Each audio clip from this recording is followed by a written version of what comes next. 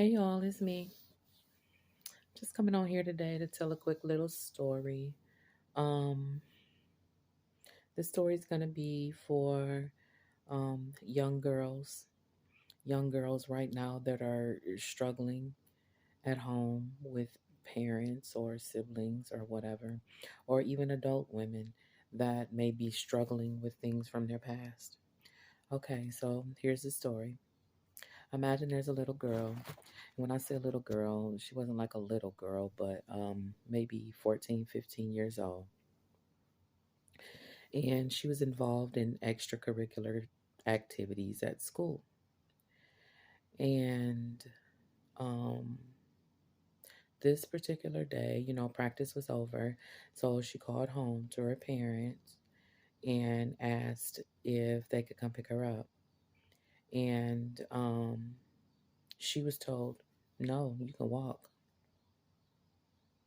Okay, so mind you, um, the school was not that close to the house. I would say it was probably a good 3 miles away, 2.5, 3 miles away. Um, so, in her head, she's like, well, why do I have to walk? She didn't literally say that to her parent because she wasn't a disobedient child. She always did what she was told to do. Um, so she proceeds to walk home. It was maybe 4 or 5 in the afternoon, so it's still broad daylight. I want to say it was summertime. It was hot outside. I don't remember it being cold.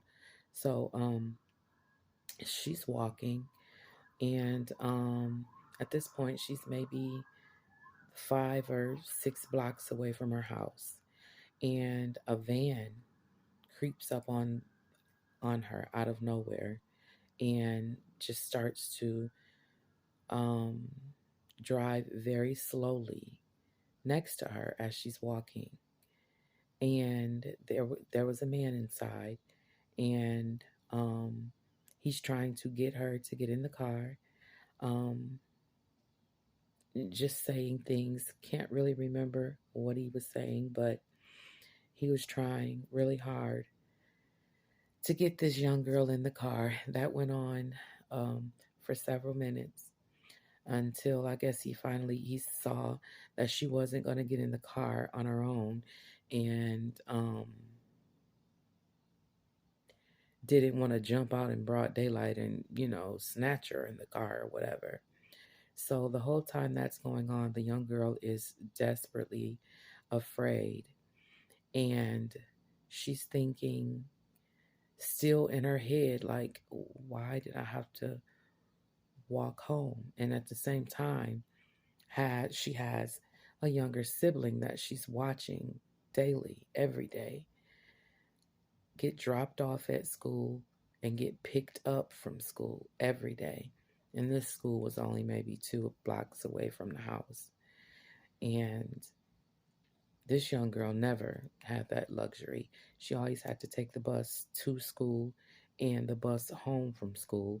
And if there was any extracurricular activities, she was made to walk home.